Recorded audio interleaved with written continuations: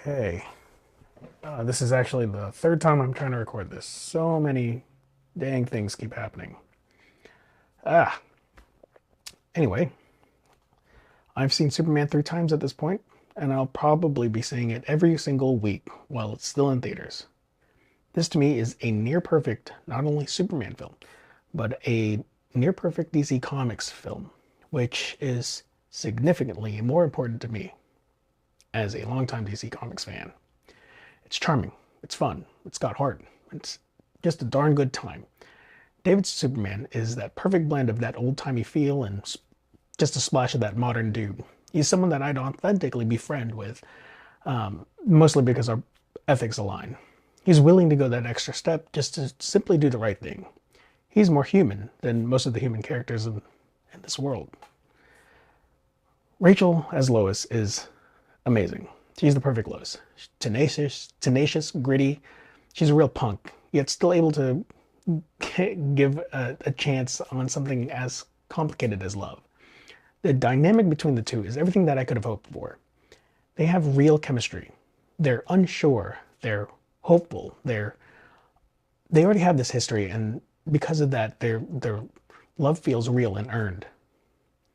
Nicholas Hoult is Lex Luthor, smart, tactical, and authentically a threat. He cares for no one else but himself, and he is very aware of that. Yet he still does not care. This was the first time I've ever seen a live action Lex where he is actually shown as a scientific genius and a tactical genius. Though I did laugh a bit when we find that the reason he's doing this is for a piece of land. If you don't know, that's kind of a reference to Donner's Superman 78, as well as Superman Returns, which is technically the same character. Crypto, as you've all probably heard by now, is a standout addition. I admittedly was a little worried at first when he was announced, but the film really explores Superman's humanity through how he extends the need to do good towards non-human living creatures as well. The all the supporting cast members were all top performers to me. The ones that got the most screen time though was Guy, Jimmy, and Mr. Terrific. Um, Guy, I expected to love. I love his haircut. I love his attitude. I love that he loves himself. He's always been kind of my favorite Green Lantern, and let's face it, a majority of the people in the world would be more like him if they had powers. Jimmy, well, honestly, you'd have to see it to believe it. He was not what I was expecting at all, and I loved the change. The actor for Jimmy, I've never seen in I never seen him in anything, but it I loved him so much in this movie that I started looking through his IMDb just because the actor himself is just fun to watch. His mannerisms, his delivery, uh, it's all just perfect. He's freaking hilarious. Now, Mr. Terrific, man, oh man. Now, I need to preface this. Long time ago, I actually thought I was going to be a comic book writer. I tried to write for DC Comics, actually. I had an Aquaman book that was, I thought, unique at the time. This was around 2008-ish. And it was more of a political thriller than it was a superhero story. I also had another pitch for a short 4-issue miniseries, and that was a Mr. Terrific book. And it was sort of an enemy of the state story that involved checkmate. What Gunn did here was so much more fun. Or is so much more fun than anything I could have thought of. He's clearly a force. He got to that camp and did not care. If you got in his way, he will move you. The creative ways that he interacted with the T-spheres were, and how they interacted with him was so inventive. And I'm so happy that Eddie Gathegi got a chance to actually be a badass. R.I.P. Darwin. Overall, I liked the pacing of the film. I was never bored, and even the quiet parts were intimate. And if it was a scene that maybe wouldn't grab one type of audience member, there were a few laid out gags that gave some entertainment. And Judging by the mix of audiences I was with, it worked well. It was literally all those scenes were something for everyone. Just as an example, the Daily Planet scene at the end, when the writers were piecing the story, Lois and Jimmy were piecing the story together during this entire hectic time. Literally, the ground was splitting below them, and they were still there with Perry pitching it and writing it all as they were moving along. It was funny and it was really different. Is the film perfect? No. I do wish it was just a little longer, which is something strange for me to feel because anytime a movie's over 2 hours, I typically start to feel the need to get up or whatever. I can't sit for 2 hours. And it's not because I have a short attention span. I literally have a fake hip and a bad back, and 2 hours is painful. But this, even if I was feeling uncomfortable, the pacing of the movie was just so well done. The characters were just enough that it made me not think about how I was feeling, at least for that moment. That's how good this movie is to me. But the characters, there were some of the more minor characters. I wish they had just a little bit more to do, especially Hawk Girl and the engineer. They, I don't know. I just wish they interacted a little bit more. I'll talk about engineer a little bit later, but Hawk Girl, she was just kind of there. I also wish that they showed more of Clark and Jimmy's relationship. It's very clear that these two are best friends. They root for each other, and just that short interaction that they had, where Jimmy was congratulating Clark on the front page story, that is the interaction that I want to see.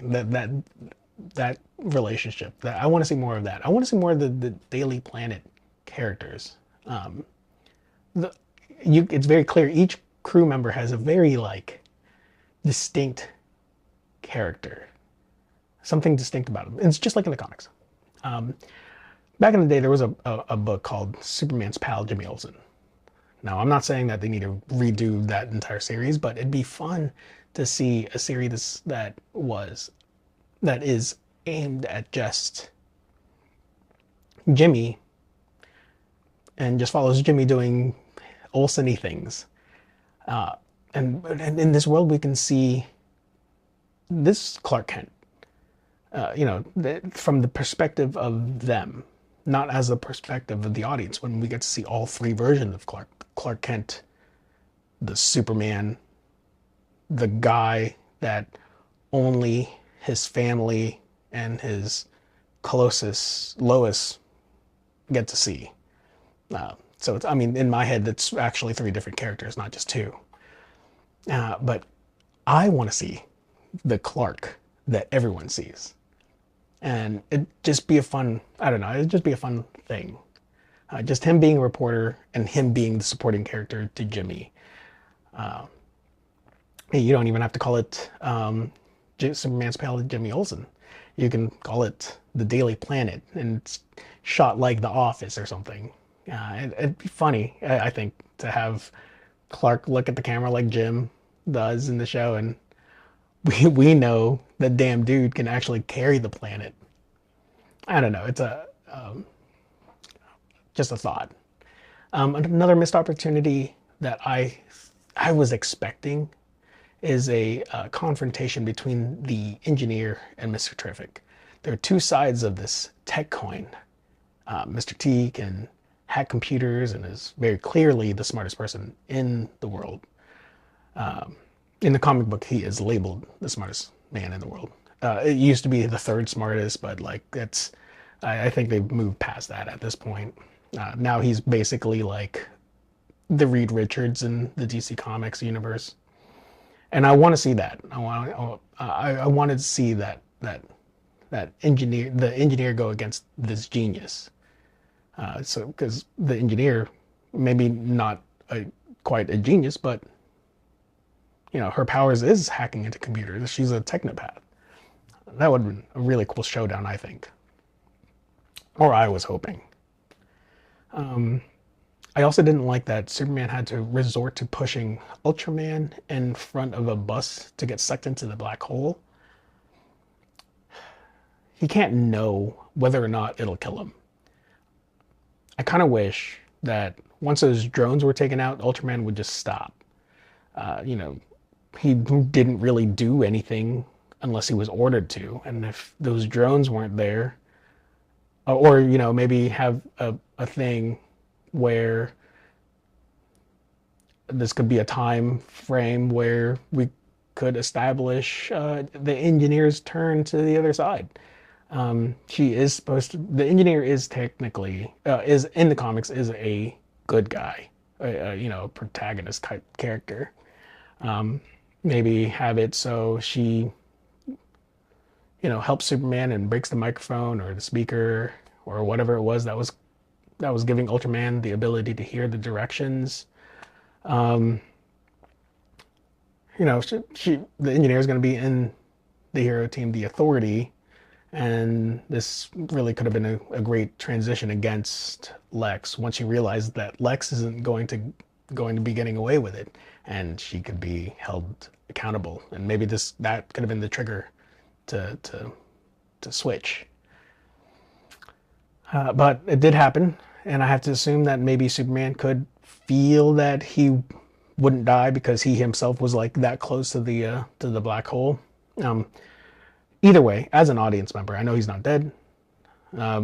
Simply just, he didn't outright keel over, and the shapes and the colors and the saturation of those, the blocky things in the Pocket Universe, it looks like it was kind of a reference to, um, uh, I think it's pronounced Hetri. It's Earth spelled backwards, or Earth Zero, which is the name of Bizarro World. So I'm just gonna have to assume that the black hole ends there. And yeah, well, it was short, and some of the characters didn't get a chance to really do as much as I'd like. I'm confident we're gonna see all of them again, and the film does its job, making me want more out of this universe. I have to say, it's refreshing to not be given another origin story. I love that all these metahumans already exist and they're all interacting and part of the story. It eliminates that question, where was Green Lantern when this was going down? Or where was Mr. Terrific? Or where was Hawkgirl? Because they were part of the story. We're being dropped in the middle of the DC universe, and we're not stupid. We'll learn all of them through context and actions, and just like how you would in real life with other strangers. So my rating is a definite high must watch. If you can watch it in IMAX, please watch it in IMAX.